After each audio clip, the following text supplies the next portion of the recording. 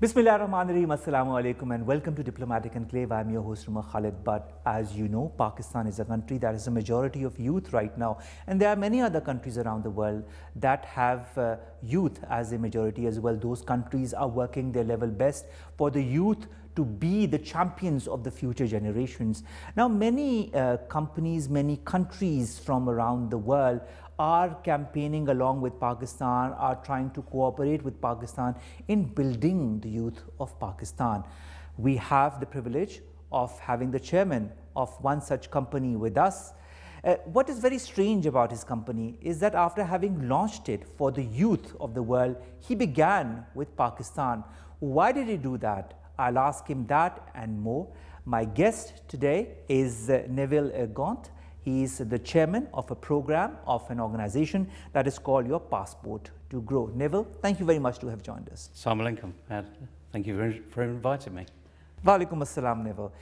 Neville, what brings you to Pakistan? First of all, I'm very intrigued by the fact that your company began its work by cooperating with Pakistan.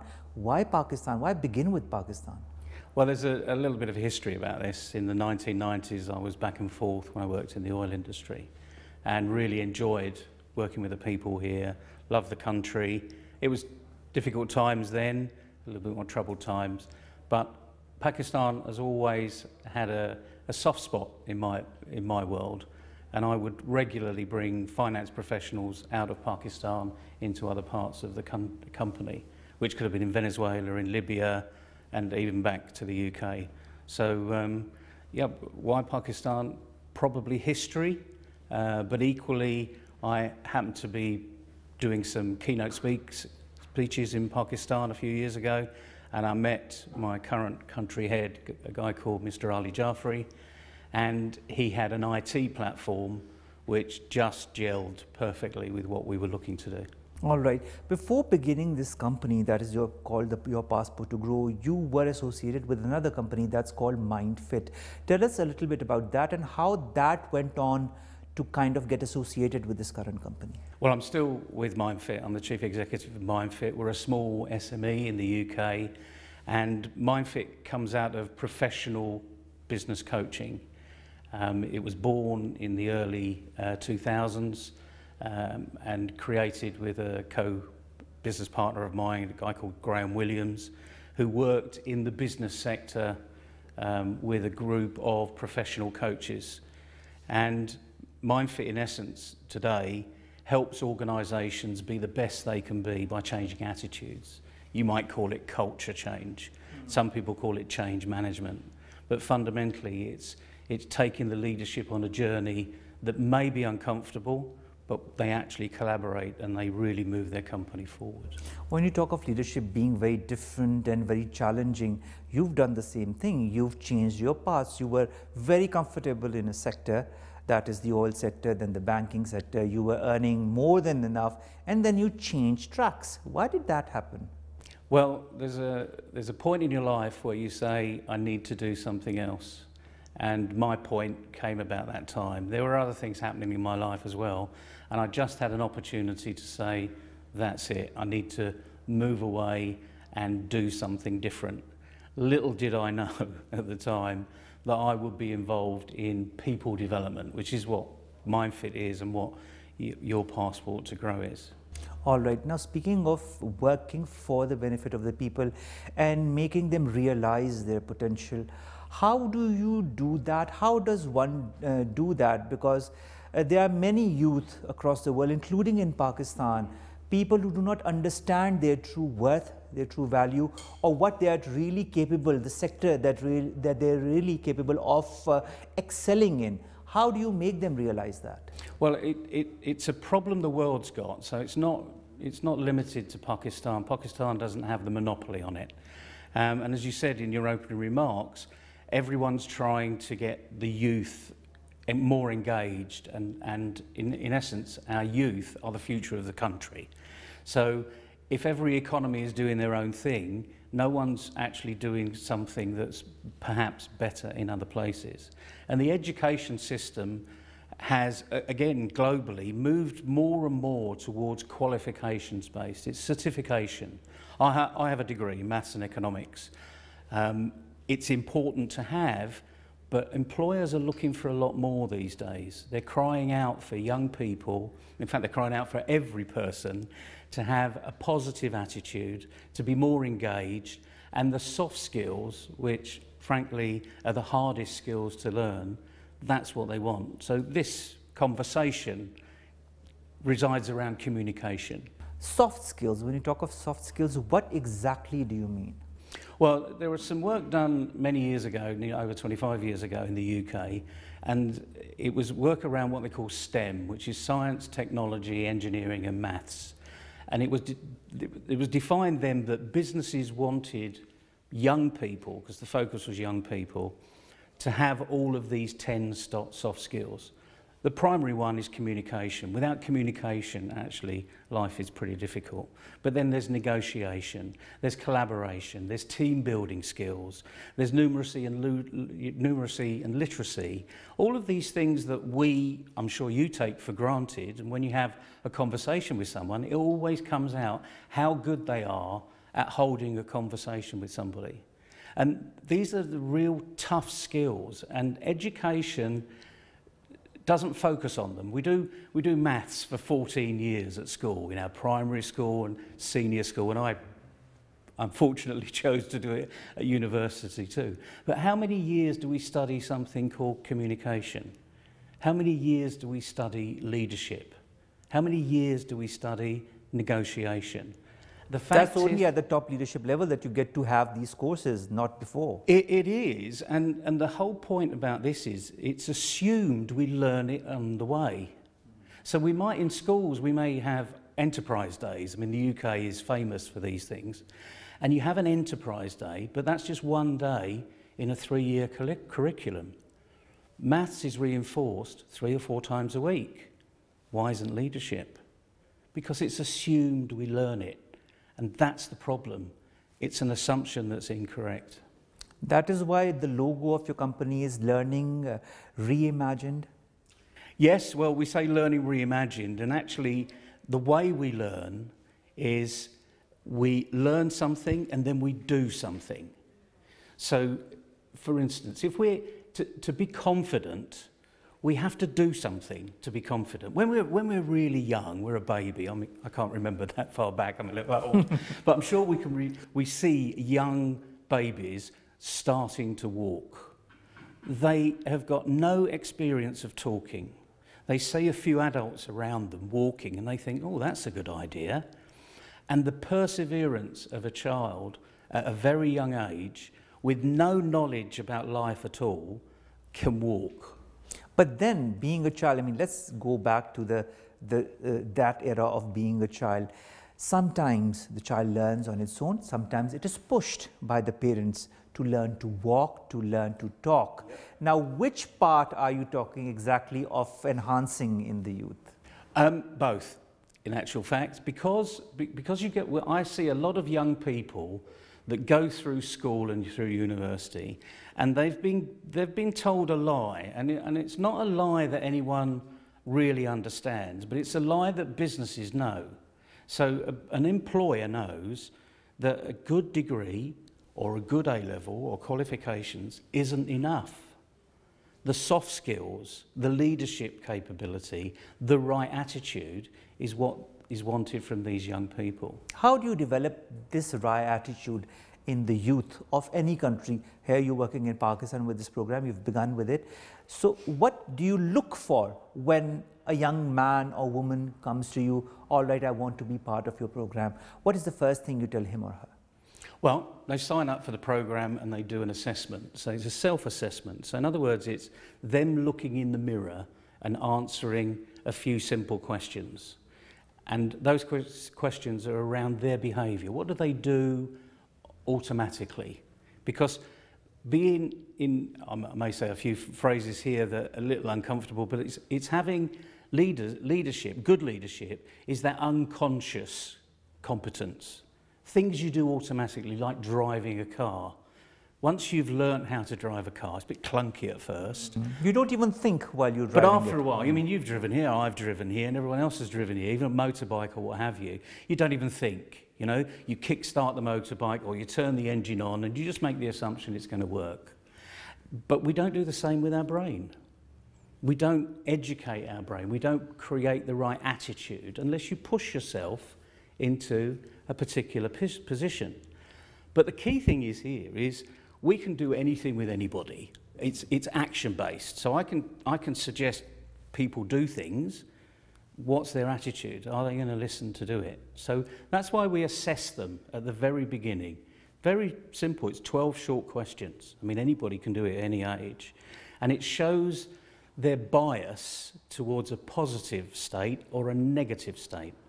And what we find worldwide is that young people are actually negatively biased because they've been let down. They've applied, they've come out, they've got a really good degree, some with PhDs, you know, some with internships, but they've been refused a job. They think they're perfectly positioned for this job, and the first thing is you apply online. Well then, I mean, who are you going to talk to? You see, when you also apply for a job after getting a good degree and you're let down by saying, oh, you don't have the required skill set that is needed for this job or whatever, you become demotivated. You kind of lose your self-esteem, and all the effort that you've put in by educating yourself to a certain level kind of withers away. How does a company of yours, like yours, help these youth regain that self-esteem? It's a really tough one to do, and it's easy for me to answer. We take them on a journey. So in many respects, they trust that they believe in what we're doing. And what we say right at the very beginning is we're going to give you the facts and we're going to give you the truth. It's up to you to do with whatever you want to do, given our platform. And we do the same with leaders when we take them on a senior leadership course. We educate them or re-educate them or stimulate their thought process so that then they take action. We even, with the young people, we're acting a little bit like teachers. We're actually saying what they should do, but we're not telling them the context of what they do. Which brings me to a very interesting question. You said you teach leaders. When one becomes a leader, one that you were as well in certain sectors in the past, how does one reteach oneself? How does one come out of that box or kind of untangle oneself from, I wouldn't say the mess that one is in, but that situation that the leader is in? Well, you're probably right saying the mess you're in. And that's why a lot of leaders go and get a personal coach. But what we've found over the years, and certainly Mind Fitness comes out of professional coaching at the very highest level, from Sir John Whitmore's international coaching team, which had a bunch of real good, strong sporting professionals that coached in the sporting world and brought that into the business world. And the very simple fundamental principle about John Whitmore's style of coaching is you raise someone's awareness so they take action. And that's it. So if you were blocked, we call it behavioural waste. You're blocked in somewhere, and you're blocked in it because you've been doing it time and time again.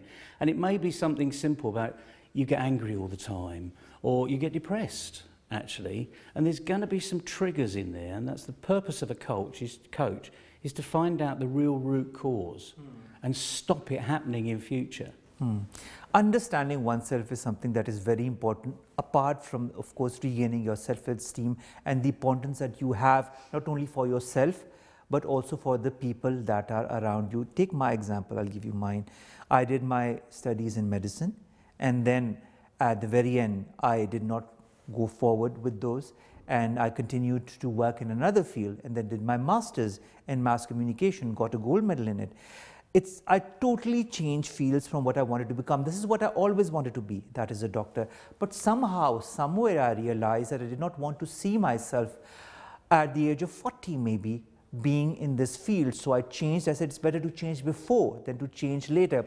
I got that understanding. I don't know how, I don't know from where, but for people who do not have that understanding or do not get to know, because you see, once you go in a certain field, you are, if not by yourself, pushed by the people around you to keep on pursuing that field and not take a backtrack or sidetrack to it. How do you help such people? Well, I don't think you're any different, first thing, from other people. Something gave you a spark to say, I really don't want to do this. Now that is a real strength of mind, because you had nearly 5 years worth of training that everyone was assuming that you were going down there, so the pressure must be enormous. Exactly. Enormous. It was there even after for a couple of years. Exactly. So consequently, you really have bucked the trend. So your emotional competence, as we call it, was at a very high level. And you were resilient to take all of the anger, if you like, that may be pointed in your direction. But you did it. And you did it because you had a purpose. Exactly. And today we talk in businesses, we talk about a vision and a mission. It's not good enough. If a business doesn't have a purpose and they want to employ me or you, how do you know if you're aligned to that purpose? How do you know if you really want to join that track? And what we're finding today, I mean, they call these young people, I hate labels, but they call them millennials, okay? So they're under a certain age, about 25, maybe 30. What we're finding, and the psychologists will prove this time and time again, is that these young people have got far more purpose in their life than ever before. What's brought that around is probably the environment. The internet's brought it around. I'd like some of that. I'm interested in what's going on over there. So their knowledge has been thrown at them from all sorts of angles. And the interesting thing is, our brain can cope with that. But if there's no job at the end of it, and I've been told this, get a good qualification, because it's going to come back to this, get a good job. If the jobs aren't there, how on earth are you going to get one? This brings us to entrepreneurship, of course. That is the key word now for millennials, whether it be in Pakistan or abroad. How important do you feel entrepreneurship is for a country like Pakistan? Because this is the first country that you've begun your organization with. Well, I've seen entrepreneurship in many other countries, because I've travelled the world with the oil and gas industry. Entrepreneurship is a funny little animal, really, because there's an entrepreneur in everybody. It's just a question of whether it's sparked. I was presenting at the National Incubation Centre last week, and it was a joy in Islamabad to see so many young people have great ideas. And I was only told today that they're oversubscribed. They're having to turn people away. Well, that, for me, launching what we're doing, is music, absolute music, because now we know that there is this stem of young people that really want to go out and do it on their own, because that's what entrepreneurship is. But the issue about being an entrepreneur is, if you look around the world, 8 out of 10 businesses fail. And the majority of people that say, I failed, say, and they're asked why, they'll say, I ran out of cash. They don't run out of cash. They run out of motivation. They ran out of motivation or planning. So whatever it is, it's not cash, because if it's a great idea, someone will fund it. And what they run out of is the 5 inches, as we call it, between the ears, the mindset. When you change from being a doctor to being something else, you didn't run out of mindset. You actually drove your mindset home, because your purpose was really overwhelming. And in MindFit, we talk about the 4 parts of the brain: how we think, how we feel, what drives us, and our social connectivity. And whatever we do, those 4 elements are always in play. And if they're in play in a positive way, so if you were really driven to leave medicine, so that's a real powerful tool. You knew you were going to take flack from everybody. You thought about what you were going to do. Your feelings were in control, despite the fact you were being criticised, perhaps, you know. Oh, more than that. More than that, yeah. You know, I had parents that would criticise me. Why are you doing that? You know, and I would have to come up with a very strong answer. And finally, it's the social connectivity. So it was bringing other people in to say, come and defend me, come and help me. And of course, you're building your social network. So no matter what we do, those 4 parts of the brain are constantly working together. But of course, one could be negative, brings it all down. Can't do, won't do. This you've heard so many times. This is also something that your organization relies upon. Whether it be your family, whether it be the people around you, your friends, whether it be your employers, you've heard that time and again. When do you realize as a person, as an individual, that you have to change that can't do, won't do into can do? Well, it's very personal, number one. So even if your manager, your boss, your friends say you can't do that, it's your purpose that will drive you on. But the purpose isn't good enough, really. You need to start thinking, you know, is it the right thing to do? Can I really do this? Who have I got to help to bring me in to be that can-do person? But we're constantly bombarded, young people in particular. I mean, teachers say, you can't do that. The answer's at the back. Don't look at it. That's cheating. In a business context, collaboration, we call that. Copying someone else is not plagiarism. It's actually, you know, copying someone is the right thing to do. The wheel was invented many, many years ago. All we've done better is making a better wheel. But have you seen a wheel that's anything other than round? Because I haven't. Who knows what will happen in the future, by the way. And the other thing is, you know, Edison invented the light bulb. Did Edison look at all of the candles that were out there? Oh, that candle's great. Oh, that one's great. No, Edison probably looked at a thunderbolt that created lightning. And he then innovated. So while everyone was focused on the candle and making better candles, long-lasting candles, prettier candles, he was looking somewhere else. And I bet he got a lot of criticism at the same time too. I'm sure of that. Teamwork and negotiation, 2 very important aspects of any person's professional life, whether he works as an entrepreneur, and here I mean he or she, or as an employee for any company. How do you manage that, and how do you optimize that to improve on your skill set and to make your employer or your team members realize that you need to be appreciated for who you are? Well, the thing about working in a team is you're always working in a team. Even as a solopreneur, you've still got a team around you. You've still got someone that prints your business cards, does your other printing, might do your website. So you're constantly in this team environment. The bit about a team is it's only as good as the weakest link. But now let's turn the clock back to when you and I were at school. Longer for me, not so long for you. When you were at school, how much teamwork building did you do? Very less. Because it was all about your results, what you were doing.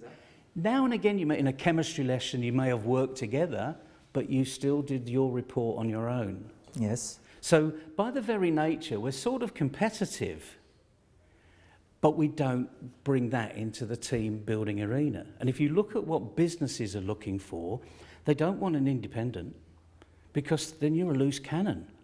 They want someone that could get on with someone else. Appreciate the fact that we may have a difference of opinion, but we sort it out together. If it's the right thing to do, we go and do it. That's negotiation. Difference of opinion is something also that is an important thing I'd like to discuss, because there is a difference of opinion and there is an opinion that one doesn't want to change, whether one be part of a team or that employee-employer relationship. You might have your point of view that says, no, that is my point of view and I don't want to hear anything from your end on this regard. This is how things are going to move forward. How do you change that mindset?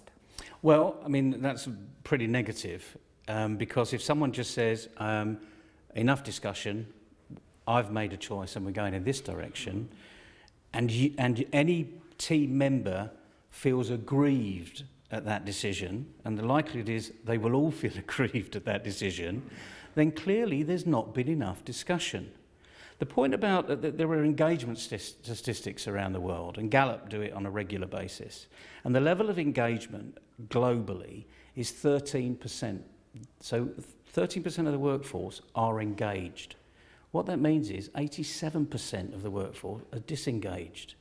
Is there any surprise that our young people are just as disengaged? But the part of a leader and the role of a leader is to get the engagement. Because you don't want people pulling in a different direction. That is true. You know, if you're all rowing a boat in one direction, the last thing you want is for someone to start rowing in the other direction, or indeed put their oar up and not even bothering. Can you make one realize through your certain skill sets that, all right, we might have a difference of opinion, but we can still work together and inculcate both ideas? Absolutely. You know, because there's always a compromise. Life's a compromise. You made a compromise. You didn't continue with the doctoring and you went somewhere else. Everyone else suddenly realised, actually, that's really what you want to do. And consequently, I bet they were then very supportive. So it's a shock to the system when someone comes up with a difference of opinion. All right. But people that really want to go forwards actually compromise. So my background is oil and gas, fundamentally. And it's about joint ventures. So there's always a compromise in a joint venture because the very nature of the oil industry is that we're all different companies, but we all come together to work on one particular asset. Therefore, there must be compromise because we've all got different shareholders. So we focus on the asset and we get the best from the asset. All right. Compromise, to what level should one compromise in any field, whether it be professional or even personal? Because I feel, myself being an anchor, is that you need to hold on to your own and kind of be, if you're on the right path, you need to make the other person realize that you are at the right path as well, on the right, and you understand what he's trying to come from, and you make him understand what you're trying to say, and you kind of make a bridge to have those two things come together and work together in that way, whether as a team or in a company. How does your company help the youth do that? Well, you're absolutely right. It's about making that bridge. One thing I won't compromise on is integrity and business ethics. That's just completely out of the window. So if there is a business ethic or an ethical issue that I fundamentally disagree with, I walk away. I will state my case and I will walk away. So there are red lines, I think is the common term that's being used around the world these days, particularly in Brexit. That's a red line for me. But people that work with me know that already, so we never get anywhere near that compromised position. But how we do it is we teach them how to listen.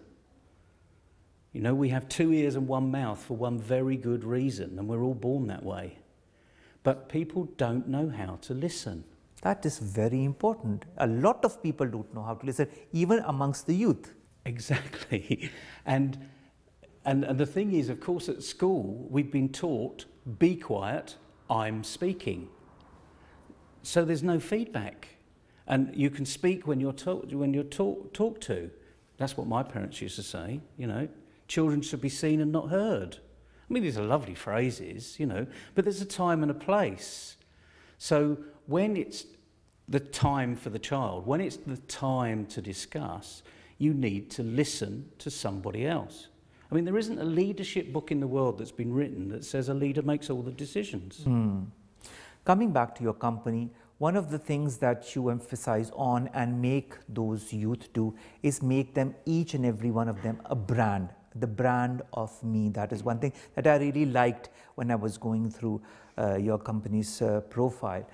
How do you make a person who has been under societal pressures all his or her life to do one thing in a certain way and to lead his or her life in a certain manner and to go in a certain profession and not the other, be a man or a woman of his or her own.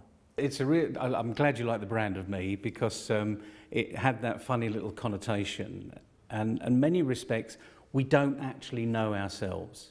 So even though we feel repressed, depressed, I've got this great qualification, I can't get a job, actually the majority of the reason is you're not looking. So what you need to do is to work out exactly who you are. Michael Jackson was very famous for the man in the mirror. I'm looking at the man in the mirror. All young people tend to love Michael Jackson. If I can recommend, listen to the words. Change starts with you, but you have to really know who you are.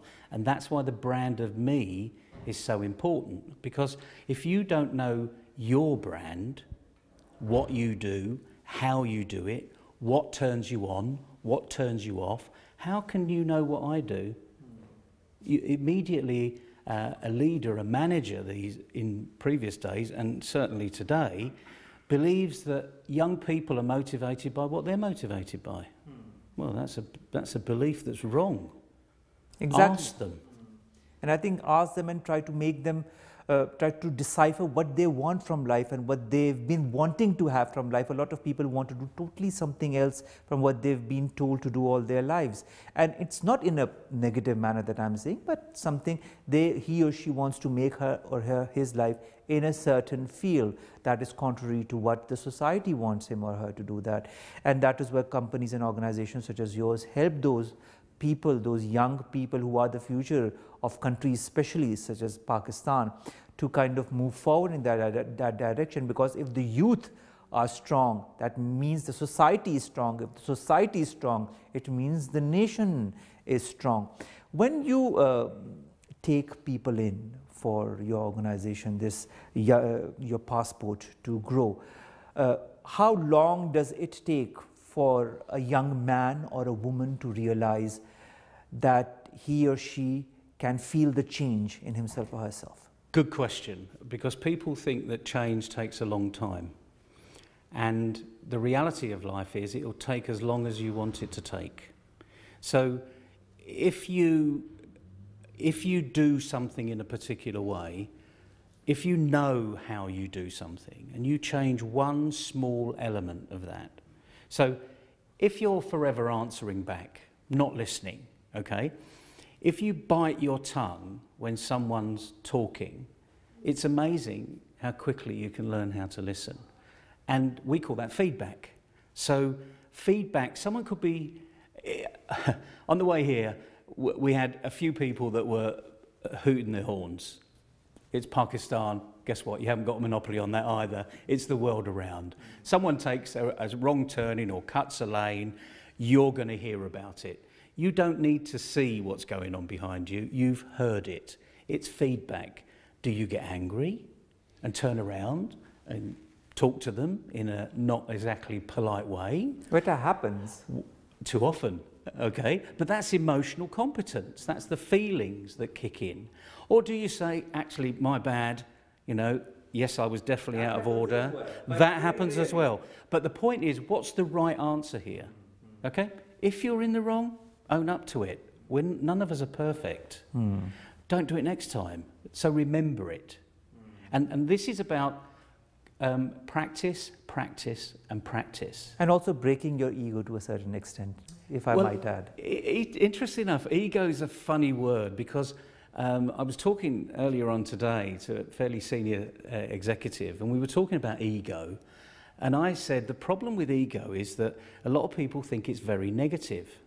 But actually there's some positive things about ego. No, there are. I don't disagree with you. So, but the majority, when you say, oh, he's got an ego, it's always the negative. Yes, that is what you presume. Exactly. And you might turn around and say, oh, she's very passionate about what she's doing. Well, she's just got a different type of ego.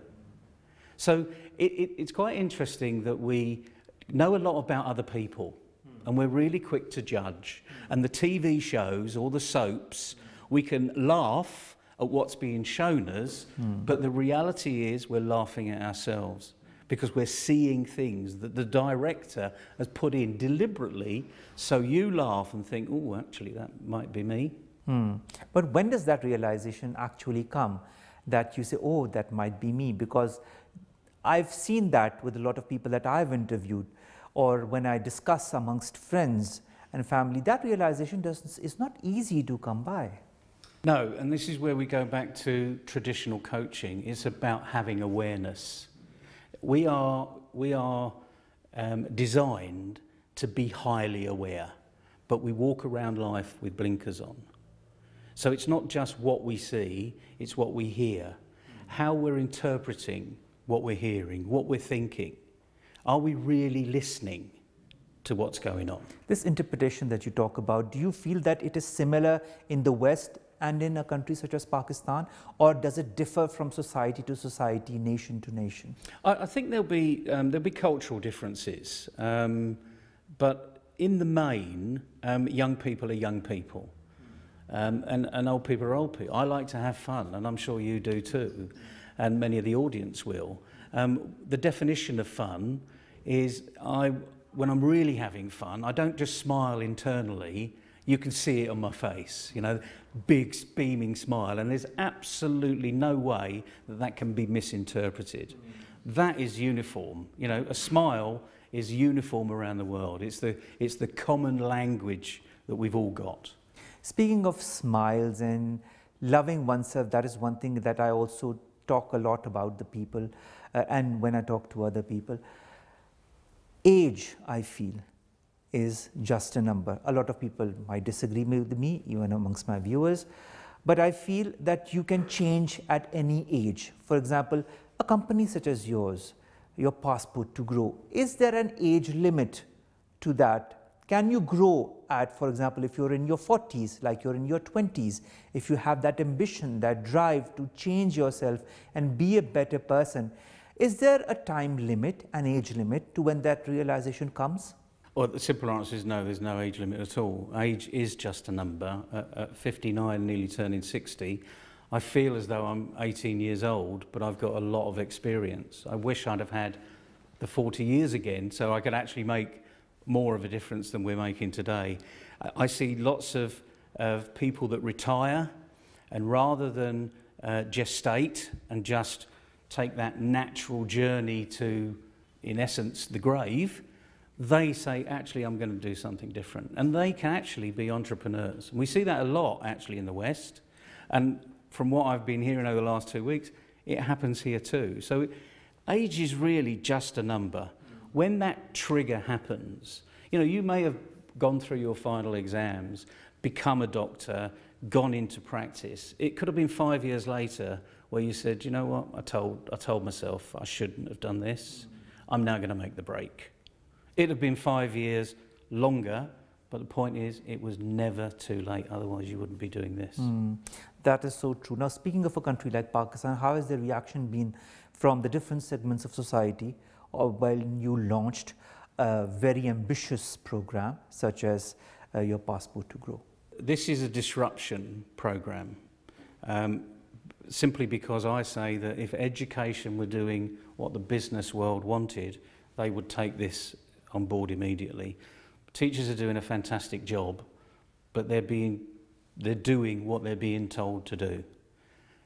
To integrate into the world of where this young person's going, I think we need to ask the question of what's the purpose of education, if not to build future leaders of all sorts, across all sectors, and help young people be independent in their future and not, as we call in the UK and the West, the bank of mum and dad. You know, house prices in the UK have soared. My children are all reasonably comfortably off, but they're certainly not rich. At 29 years old, I was in America. They've got no opportunity to do that sort of thing now. So, you know, the key thing is, if we're really serious about building the future leaders from the current nation, and let's face it, Pakistan has got a very young community. When you talk to these young men and women from Pakistan, how much of a drive do you see in them to make a change, not only for themselves, but for their community? It's twofold, really. From the assessments that we have online, we can see that there isn't much drive. And maybe that is because of the economy, the environment, the fact they've been let down so often, they may have good qualifications, etc., etc. But when we get the opportunity to talk to young people, and part of the reason I've been here for an extended visit is to get into the grassroots and talk with young people. Not talk at them, talk with them. Find out what their problem is. And amazingly enough, as I said, the National Incubation Centre is oversubscribed. So there is a different undercurrent here of people want change. But I will typically, in my leadership programs, I will show quite a funny cartoon, and there's a whole audience, and the person at the front will say, "Who wants change?" And everyone will put their hand up. The right attitude, the right skill that one person can forward with, that one should excel in, whether it be a man, a woman, a young woman, or a young man. How long does it take under your program for the person to realize, or is it subjective? It is subjective, but there is an old adage that said change happens in 90 days. That's not 21 days to change a habit, because that's a falsehood, actually. The research around that is not as good as you might think. But within a 90-day period, it allows you to practice things in a regular way. So rather than assuming that practice makes perfect, practice makes permanent. All right, that's a very interesting concept. The more you do something, the better you will be at it. Now, the problem with that is you may be doing the wrong thing. So just going back to the driver that's constantly cutting someone up, but hearing about it, they're not listening to the feedback. They're not taking it in and saying, actually, I shouldn't be doing that. That's the wrong thing to do. But they're perfect at doing it every time. So what we say is the right practice makes perfect. And what we're doing within Your Passport to Grow is show people the right thing to do. We've got years, over 25 years of experience in the main company. And we're bringing in people in Pakistan who are very well-established trainers, business leaders par excellence, have created companies, lost those companies, created new companies. So they know the concept of resilience and the bounce back ability. And what we're trying to do is instill in a young person is all you've got to do is take that first step. And when you take that first step, I defy anyone to stop. Because even walking down a road, if you stride and take a first step, if you try and stop at that first step, you'll fall over. Because your momentum has carried you into the second step. And what we're trying to show here is that we've been there, seen it, done it. We've got the T-shirt, we've been on the video. We've got some really good people that we've brought in, business leaders that are going to tell you the truth. Listen to them, take action. We only have small actions.